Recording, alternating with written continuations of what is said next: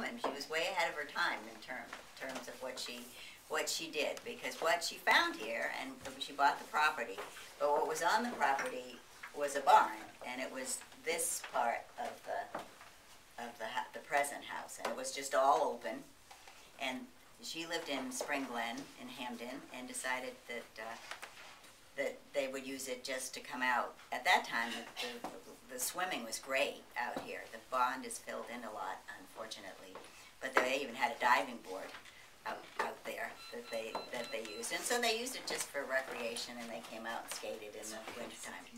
Then a couple of years later, she decided she wanted to live out here, so she got an architect from New York City who came out and designed what he did was he sort of put in doors and put in windows and found old glass. You know, if you look, a lot of the glass is not perfectly clear, but interestingly enough, because the house has been settling, the new glass cracks like that.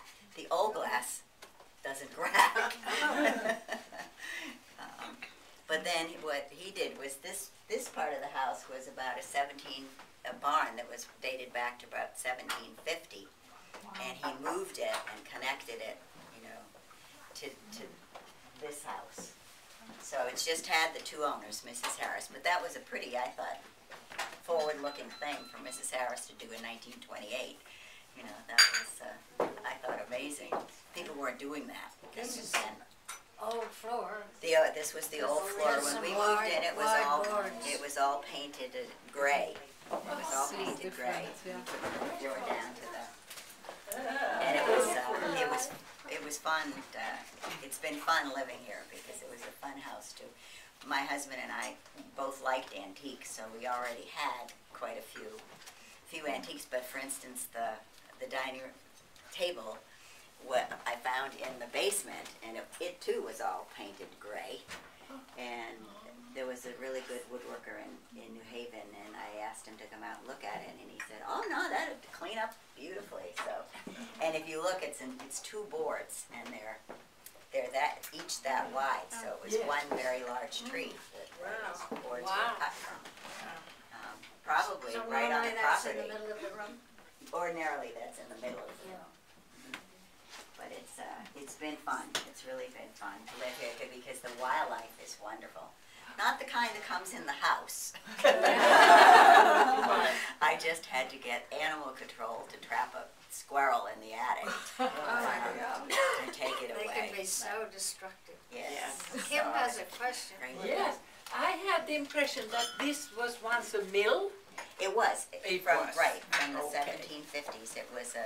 It was a mill, and if you all have been in the kitchen, or you should look out the kitchen window because there's a dam out there, and so the mill initially was water powered, and there was probably a wheel out there, you know, that isn't there now, but and it was always used as the property was always used as a mill.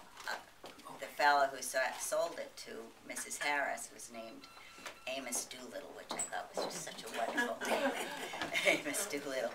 And he was here, of course he was using electricity, but he was cutting wood just in the woods, because there really wasn't very much building or very few homes up here then.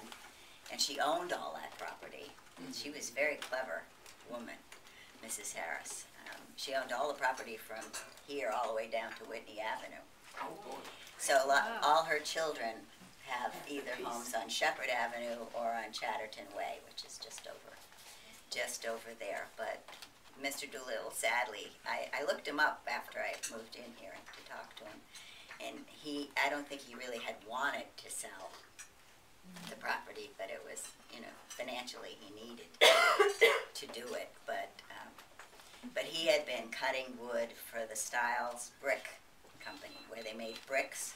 So they had these kilns, these huge kilns where they fired the bricks to turn them into building bricks. And they switched over to coal, you know, so that just put him, that was his, you know, biggest client kind of, so he couldn't manage with just cutting wood for people to use in their fireplaces and things, so he to sell a property, but he was unhappy about it. But it's been a great place to live, and of course it just lends itself to Christmas. And I've always been crazy about Christmas, so this is about 50 years collection of things that I've picked up here and there and all. And I had fun last Saturday picking out the Christmas tree over at on Evergreen with my 2 grandsons and all, my son and all. You have we tramped it. 7 grandsons? 7 grandsons. Yeah. Oh, Wow. so that's Seven good. grandsons. And no granddaughters? No granddaughters, no. All of this. All boys. Oh, my And they range in God. age from 11 to 21. The oldest one will graduate from college this May, so. But they're great, and they're helpful, and they're terrific. Well, I think we that's should been all fun. have a big thank you. Oh, I Yeah. know. Yes. Thank you. Thank you very much for having us.